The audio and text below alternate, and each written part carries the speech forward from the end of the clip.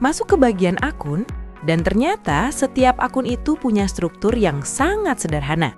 Hanya 3 bagian, tapi fungsinya sangat krusial dalam seluruh sistem pencatatan. Bayangkan kamu punya buku catatan khusus untuk satu mata pelajaran saja, misalnya buku khusus matematika. Di sampulnya ada nama mata pelajarannya, lalu di dalamnya ada kolom untuk mencatat nilai yang masuk dan kolom untuk mencatat nilai yang keluar. Itulah persis cara kerja akun dalam akuntansi. Akun adalah catatan formal yang digunakan untuk mengikhtisarkan transaksi selama satu periode akuntansi. Bentuk paling sederhananya terdiri dari 3 bagian. Pertama, judul akun, yang menunjukkan nama pos yang dicatat, misalnya kas atau utang dagang. Kedua, ruang di sisi kiri, untuk mencatat penambahan jumlah dari pos tersebut dalam satuan rupiah. Ketiga, ruang di sisi kanan, untuk mencatat pengurangan jumlah dari pos tersebut juga dalam satuan rupiah. 3 bagian sederhana itu, nama, tambah, kurang, adalah fondasi dari seluruh sistem pencatatan akuntansi yang berlaku di perusahaan manapun di dunia. Masih di bagian akun, dan kini kita sampai pada bentuk visual akun yang paling terkenal di dunia akuntansi, sekaligus istilah yang sering disalahpahami oleh hampir semua orang yang baru belajar. Bayangkan huruf T besar. Garis horizontalnya adalah judul akun. Lalu garis vertikalnya membagi ruang menjadi 2 sisi, kiri dan kanan. Inilah yang disebut akun T. Dinamai demikian karena bentuknya memang persis seperti huruf T. Sisi kiri dari akun T disebut debit, sisi kanan disebut kredit. Kalau kita mencatat suatu jumlah di sisi kiri, kita menyebutnya mendebet akun tersebut. Sebaliknya, kalau mencatatnya di sisi kanan, kita menyebutnya mengkredit akun tersebut. Dan ini bagian yang krusial. Debit tidak selalu berarti tambah, dan kredit tidak selalu berarti kurang. Debit hanya berarti sisi kiri, kredit hanya berarti sisi kanan. Apakah itu menambah atau mengurangi tergantung pada jenis akunnya. Kesalahan terbesar pemula dalam akuntansi adalah menyamakan debit dengan tambah dan kredit dengan kurang. Padahal keduanya hanyalah nama untuk posisi kiri dan kanan di dalam akun T. Masih di bagian akun, khususnya soal contoh pengisian akun T, dan angka di sini cukup besar. Jadi perhatikan bagaimana debit dan kredit bekerja secara langsung. Ini adalah akun kas milik perusahaan angkutan Hudowo untuk bulan Oktober. Di sisi debit, sisi kiri, ada 2 entry, transaksi A sebesar 8 juta rupiah dan transaksi E sebesar 200 ribu rupiah. Total debit 8.200.000 rupiah, artinya total penerimaan kas bulan Oktober adalah sebesar 8.200.000 rupiah. Di sisi kredit, sisi kanan, ada 8 entry pengeluaran kas, mulai dari transaksi B, D, hingga beberapa entry F dan 1 entry G. Total kredit Rp5.647.000.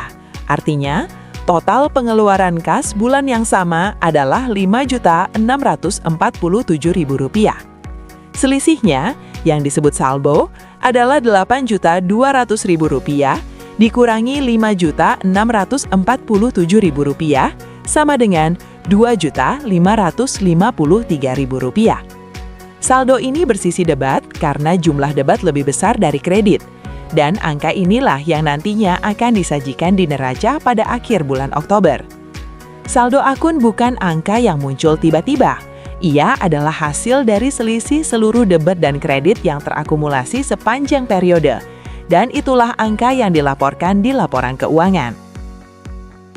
Tadi kita lihat bahwa di akun kas, sisi debit adalah penerimaan.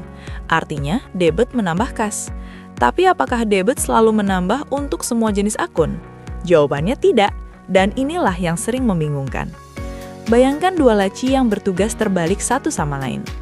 Untuk akun aktiva seperti kas, tanah, supplies, bertambah dicatat di sisi debit, berkurang di sisi kredit. Prive dan beban juga mengikuti pola yang sama, bertambah di debit. Tapi untuk akun utang, ekuitas, dan pendapatan, polanya berbalik. Utang bertambah dicatat di kredit, berkurang di debit. Ekuitas atau modal bertambah di kredit, berkurang di debit. Begitu pula pendapatan, bertambah di kredit. Artinya, ada 2 kelompok besar, Kelompok pertama, aktiva, prive, dan beban, semuanya bertambah di debit. Kelompok kedua, utang, ekuitas, dan pendapatan, semuanya bertambah di kredit. Pola ini bukan hafalan sembarangan, ia lahir dari logika persamaan A sama dengan U ditambah E, di mana aktiva berada di sisi kiri dan pasiva di sisi kanan. Kalau suatu akun yang normalnya bertambah di debit tiba-tiba bersaldo kredit atau sebaliknya, itu sinyal pertama bahwa ada sesuatu yang perlu diperiksa dalam pencatatan. Masih di bagian akun, kali ini soal tampilan fisiknya. Ternyata akun tidak hanya hadir dalam satu bentuk, dan masing-masing bentuk punya cara berbeda dalam menyajikan informasi yang sama. Bayangkan nilai ujianmu bisa disajikan dalam 3 format berbeda. Ada yang ditampilkan sebagai angka dengan keterangan lulus atau tidak lulus, ada yang cukup angkanya saja karena sudah jelas, dan ada yang mencantumkan perubahan nilai dari waktu ke waktu dalam satu kolom. Begitu pula akun dalam akuntansi. Bentuk pertama adalah akun dengan kolom saldo dan keterangan D atau K. Kolom keterangan ini berguna untuk menunjukkan apakah saldo akun saat itu bersisi debit atau kredit. Bentuk kedua adalah akun dengan kolom saldo tanpa keterangan D per K, karena saldo normal akun tersebut sudah dianggap diketahui. Misalnya akun modal yang saldonya hampir selalu kredit. Bentuk ketiga adalah akun dengan kolom mutasi, di mana kolom debit dan kredit digabung menjadi satu kolom, lalu setiap entry diberi kode huruf D untuk pendebitan atau K untuk pengkreditan. Ketiga bentuk ini menghasilkan informasi yang persis sama.